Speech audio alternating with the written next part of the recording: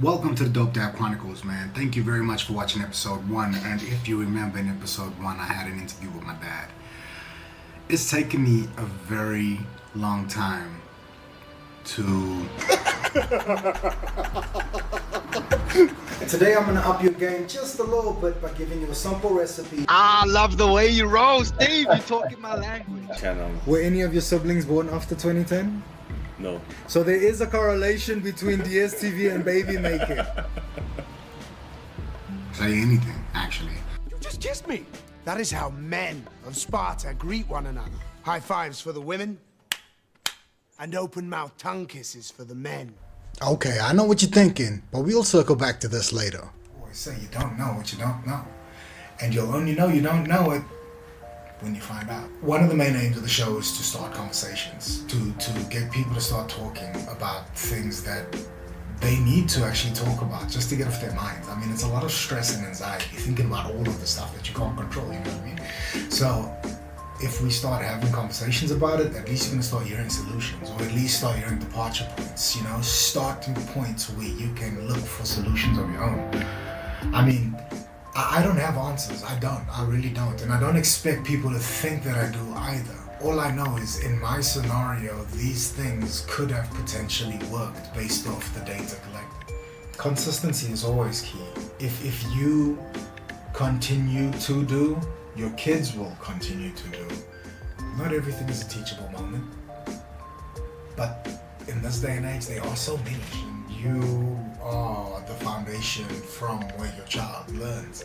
Your behavior, how you regulate your emotions, how you set the atmosphere, how you set the tone. Little accountability in here, boys. Let's get some accountability going here now.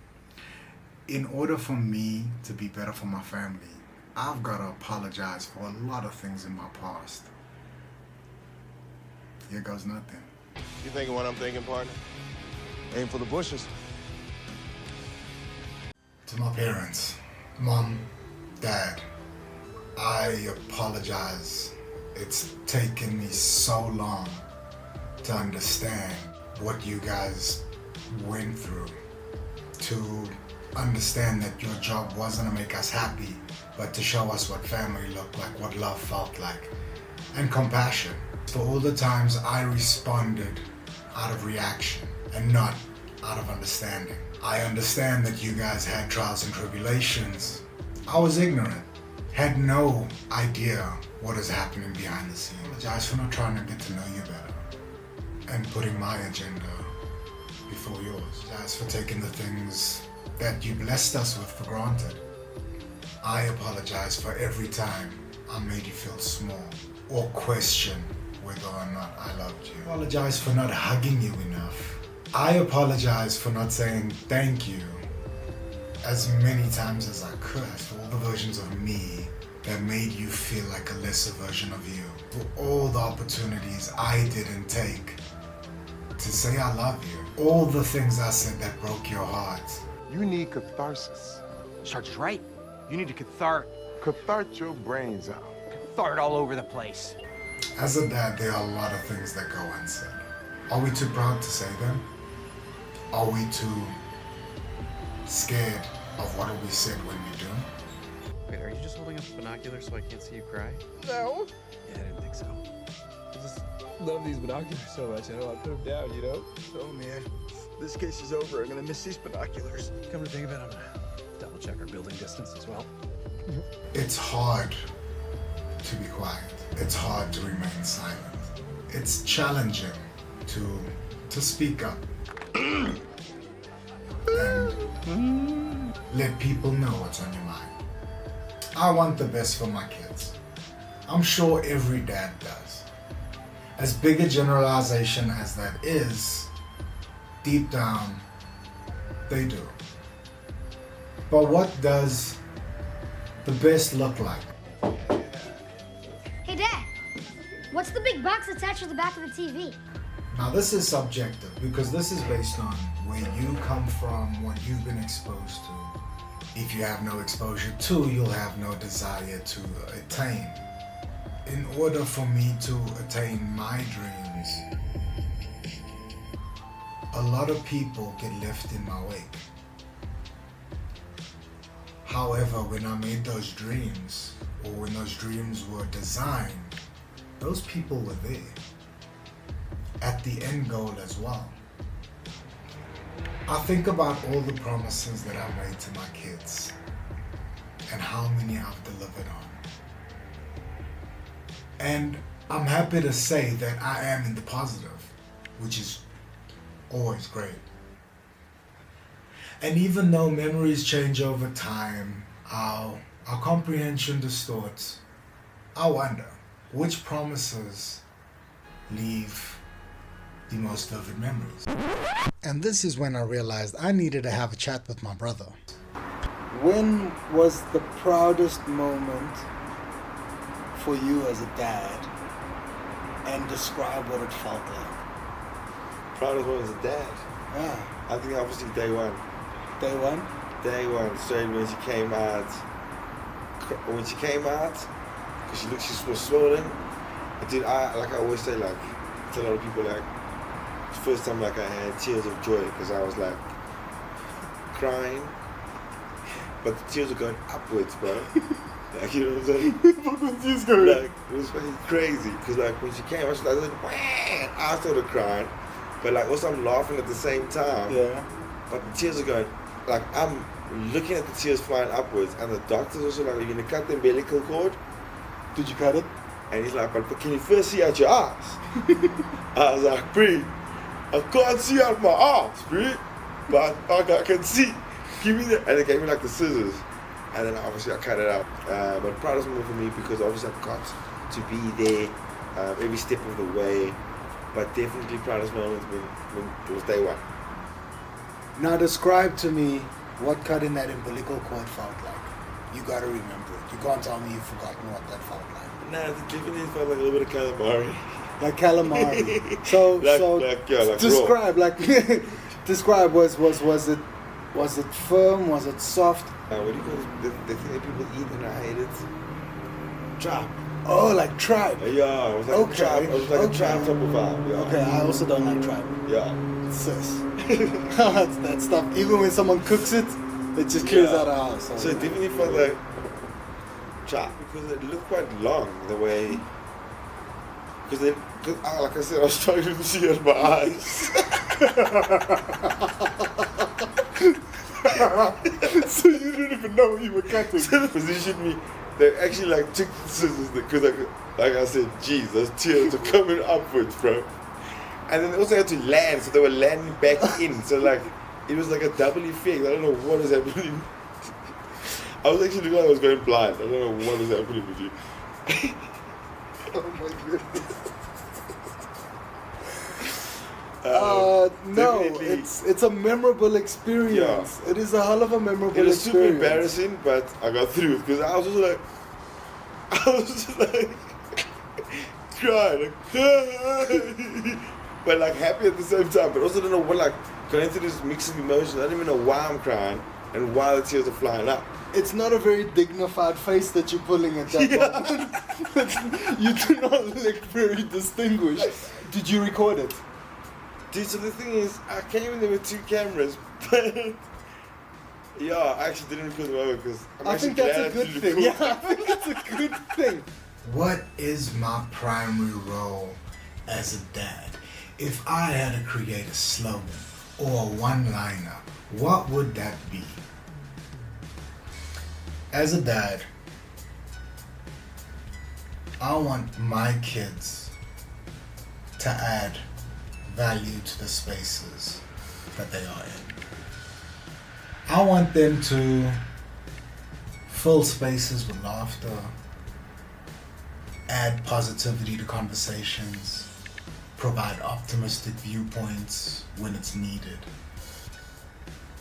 Listen, to seek to be better understanders of the people and the world around them. It's a big one. How do you add value? What in the ass? Coffee and a conversation can add a lot of value, man. I met up with my friend Steve Rock to discuss some of the trials and tribulations we face as dads. Steve is a content creator and he's created a ton of content. So I've used some of that content to replace his video footage on his request. I have my man, Steve Rock. Steve Rock and I have had a long-standing relationship, man. We met in 2015, Steve. That long ago? Yeah, that long ago, buddy. Hey, Oliver, I can't believe it's been that long already. Make me feel old and crusty. I'm Steve Rock, writer first and foremost, and I seek ways to express thoughts across various creative mediums.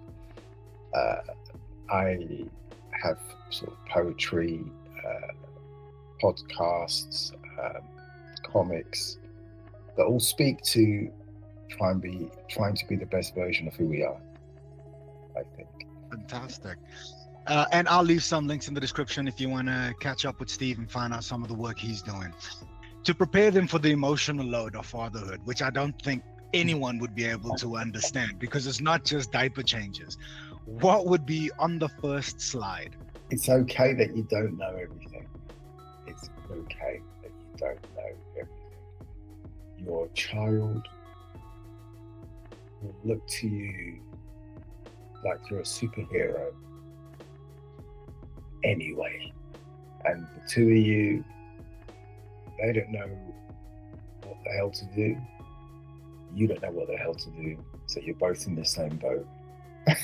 and it's okay. It's okay not to know. That will be the first slide. And the second slide would be, and it's okay to garner opinion of others. That's also okay. That's not a weakness. And I think the third slide, and this would be it, really, is just go slow. Go slow.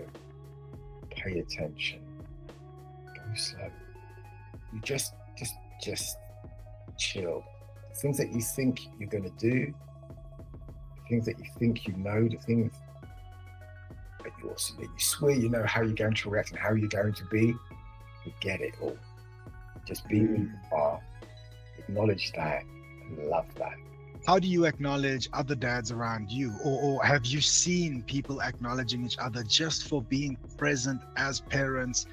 Generally, those fathers that you look at and you're like, man, I wish I could high five that guy because he's doing the thing. Yeah, I'm not shy in speaking to strangers.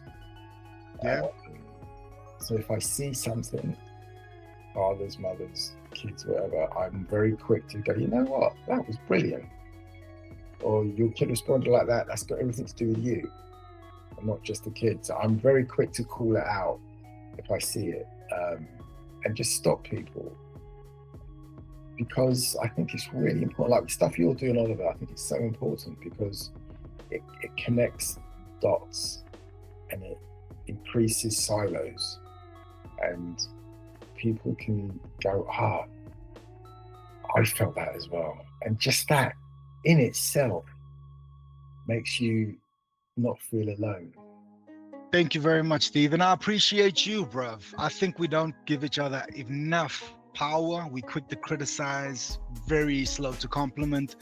And I acknowledge you and all the things you are doing, both as a person in the EdTech space like myself, as well as a dad. You are doing great, brother. You are certified dope, and I'm sure my listeners will agree. So thank you, Steve. Thank you for your time. Thank you for your effort, and thank you for showing up, not just for the sake of showing up, but thank you for showing up for your kids in the way that supports them to be better human beings for our future. Bruv, much love. Thank you, Oliver. Man, if you really think about raising kids in this day and age in South Africa, it is a daunting thought. Goodness. It is astronomical, man. We all want our kids to be successful. We want our kids to have access, right? We want our kids to have access to this and access to that. How do we get them access? We get them access through improving our own economic status. But at what cost does that economic status come to? And also, if we consider access, do our kids need access to everything? Your kids need access to you. Dads nowadays are like Banksy. We do a lot of the work, but we don't always get the recognition for it. Is music gonna be in every episode? I love music. Music was one of the few things that consoled me in my times of need. I could just put my headphones on, kind of allow the music to just absorb me. Music's just influenced me through a lot. I think about the amount of times when I was listening to music in art class and I'm kind of like jogging along, you know, while other people are looking at me and they don't hear the music, so all they see is me shrugging my shoulders, moving my head, and I had a dry Mac back on, and you know them motherfuckers is noisy. Just doing that shit all over the place. More than likely, it is part of my narrative. Music is just as important as every beautiful sound there is out there. It is the soundtrack to my life. Back to the high fives. We don't high five each other enough. We don't acknowledge enough. We don't give each other enough credit, yo. We don't. We don't hug each other enough, man. We don't embrace. Hugs are good. Hugs are very good. As a matter of fact, hugs are good, scientifically. And on that note, we're gonna break to an ad. Humans are biologically wired for touch. We often think of a hug as just a social greeting or a sweet gesture, but beneath the surface, your body is performing a complex chemical symphony. It's not just warm and fuzzy, it's clinical. When you hold a hug for at least 20 seconds, your pituitary gland releases oxytocin. Oxytocin is a powerful neuropeptide that lowers your heart rate and reduces levels of cortisol, the primary stress hormone. It creates a sense of safety and belonging, effectively signaling to your nervous system that the threat is over. It's not just a metaphor. Hugs actually help your heart. Research from the University of North Carolina found that individuals who hugged their partners frequently showed lower resting blood pressure, a more stable heart rate during stressful tasks. By dampening the sympathetic nervous system, the fight or flight response, hugs act as a natural momentary beta blocker. Believe it or not, hugs might help you fight off the common cold. A Carnegie Mellon study suggested that people who feel socially supported and receive frequent hugs have less severe symptoms when they do get sick. The logic is simple. Less stress equals a more resilient immune system. When your body isn't wasting energy on high cortisol levels, it can focus on cellular repair and defense. So if you're feeling frayed at the edges, don't just tough it out. Science suggests you should probably just go find a friend and give them a squeeze. Man, hugs are awesome. I should record my kids describing what a hug means to them. Laceface. Yes? Tell me how you feel about hugs. How do hugs make you feel? Hugs make me feel happy because I feel like I'm loved. Kelly. Hi. How do you feel about hugs? It depends who they're by and who's giving the hug. Am I giving the hug or is someone giving me the hug? If someone's giving me the hug, I feel good. It makes me feel appreciated. If I'm giving the hug, I feel like I'm showing someone else that I appreciate them. Sometimes you just have to sit your ass down and reflect. As a dad, I think one of the hardest things to go through, pain, sorrow, disappointment. The look on my kids' face when they get disappointed, man, it's enough to make that feeling shared. The look of disappointment echoes through me. And as much as I try and prepare my kids to handle disappointment, nothing prepares me for the emotion they show when they eventually end up disappointed. And we can prepare them, we can do what we want, we can say what we want, we console. But we know that disappointment hurts us just as much as it hurts them. As adults, I think we forget what disappointment feels like. Allow me to reacquaint you. And not to say that we don't feel disappointment, because we do, but we dismiss it. The older we get, the more we dismiss it. It's okay, it wasn't the time, we weren't ready for it. It hurts. You're not ready for the hurt, and it's difficult to prepare for the hurt. I know that there's very little control I have over who my daughters will eventually start relationships with, fall in love with. I have very limited control of that entire interaction. That's my credo, no regrets. And I can influence it, I can try and modify behavior, I can try limit, I could even try complete restriction. A chastity belt? However, whichever decision I choose is gonna shape the relationship of things to come. Love is a difficult thing to discourage. Are you fighting the relationship, or are you potentially sowing the seeds of conflict and destroying one? Whoever my daughters decide to bring home one day will have to sit at the dining room table and break bread. Who the fuck are you? What you doing here? What? How old are you? Motherfucker, you look 30. Get your ass up against that wall. No. You smoke that shit? You can fight. Oh, you motherfucker, you can't fight. Look at you. Look. Mike. Good time. You ever made love to a man? No. You want to? No, sir. It's easier for me to embrace, provide wisdom, understand, and share when my entry into the relationship is that of an accepting one, rather than being influenced by what we've seen through the generations around what dating looks like and so on and so forth. It's a scary place, man. It is a scary place. And if we can become a little better, one bit at a time, in essence, you'll make your kids better, one bit at a time. I firmly believe conversations should not be about people, but rather about discussing ideas, spreading positivity, creating nuances for thought patterns that could create immensely entertaining dialogues. Very entertaining dialogue. Yeah. What was it like growing up being one player of a soccer team? It's actually amazing, you know. But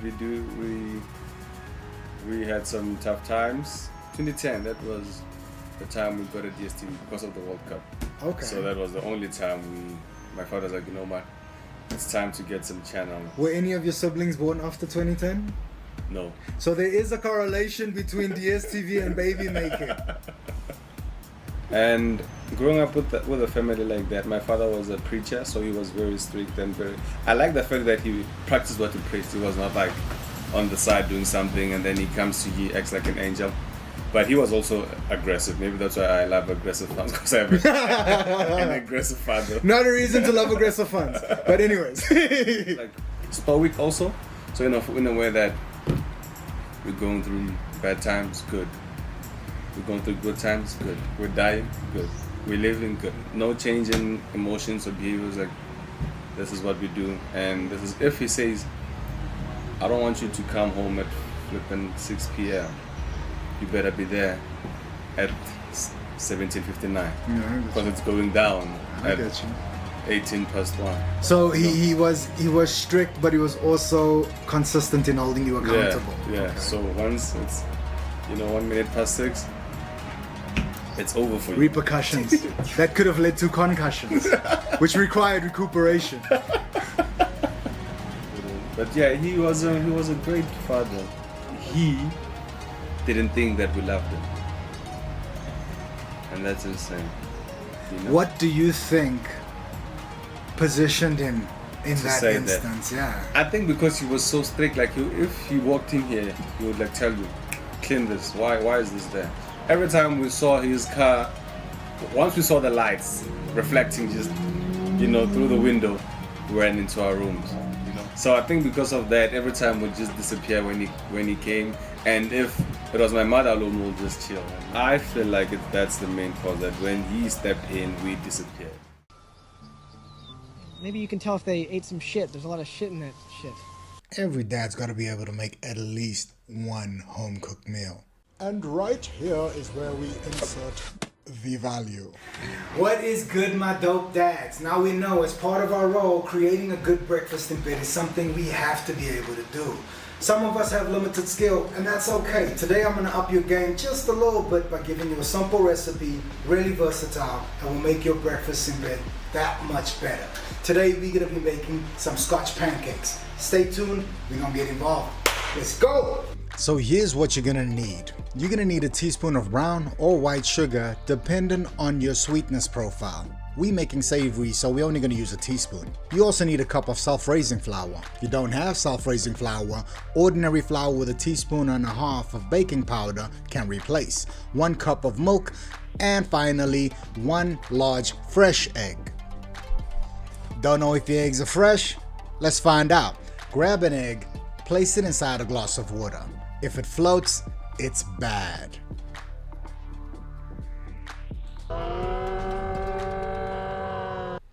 If it sinks, you're good for gold. Damn! Grab a mixing bowl and a measuring cup and measure out your dry ingredients. Add them to the bowl and combine.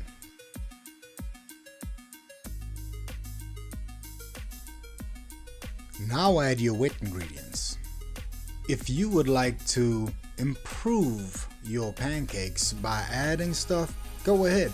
Add chocolate chips or grated cheese. You can make it lean to dessert or savory depending on the addition. However, this does impact the shelf life and versatility dependent on the addition. Whisk the ingredients together. The consistency should be like a mayonnaise, not too thick. If it is too thick, add more milk. If it is too runny, add more flour. If your kids require a helping hand, be sure to support them and show them what you're assisting with. Don't take the process over. Allow them to continue so that they can feel the success. Prep a non-stick pan with a smear of butter or margarine using a piece of wax wrap or kitchen towel. Place the pan on a medium heat. Using a spoon or ladle, we'll put some batter into the pan. The more batter, the larger the pancake. Less batter, smaller the pancake. Once the bubbles start rising to the top and remain popped, then it means that your pancake is ready to flip over. Once the pancake is removed off the heat, put it on a plate and stack them. This ensures that the pancakes remain warm, and any pancakes that were taken off prematurely will still get an opportunity to cook through. We're gonna plate these with bacon, eggs, and cheese. It is quite versatile, so there is no limits to what you can add to your plate. If you didn't know, well, now you know. To all the parents out there, you're doing an incredible job, whether you think so or not. What kind of issues have you dealt with as a parent? Please comment below. We'd love to address them in the show. Anything you can think of. You might think it's insignificant, it might be completely major. It might be something a lot of people have experienced. Do you know how much shit I've had to deal with? You're in a cape, Summer. How bad could it be? No bad story ends with a cape. You don't know anything about my story.